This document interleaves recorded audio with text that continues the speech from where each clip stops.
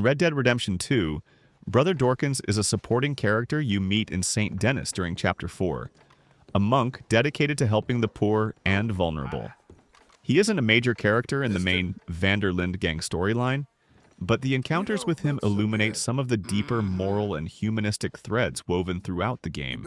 His presence reveals how Rockstar built RDR2, not just as an outlaw simulator, but as a narrative world where compassion, charity, and personal conscience have weight.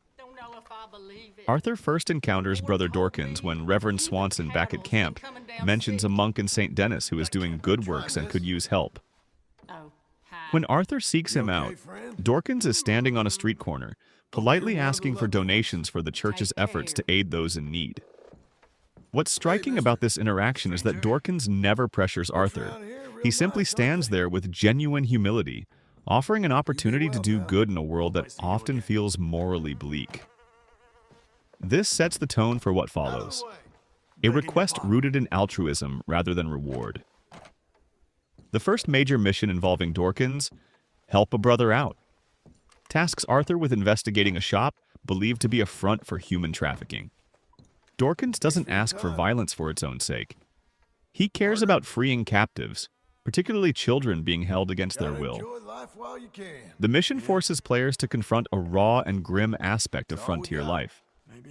Rather than robbing a stagecoach or ambushing a rival gang, here Arthur is rescuing innocent victims. And he can do so either through forceful intimidation or by using perception, such as spotting clues with Eagle Eye. This mission can even award increased honor if approached carefully, underlining the game's linkage between moral action and the honor system. After that mission, Dorkins reappears in another optional mission, Brothers and Sisters One and All. In this encounter, Dorkins and Sister Calderon are trying to teach children to read outside a church, and Arthur ends up chasing a boy who has stolen Sister Calderon's crucifix. This sequence, like brief as it is, paints a vivid slice of everyday life in Saint Denis.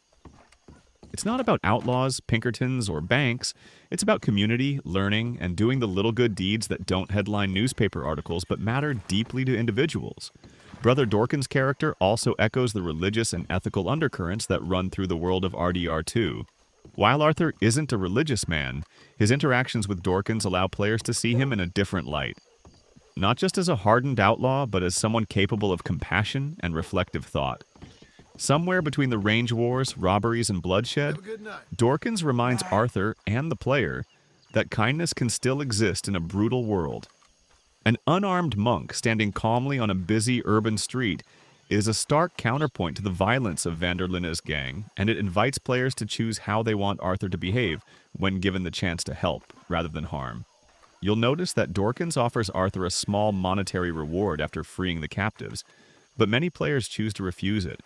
Not for in-game currency, but for the personal sense of doing the right thing.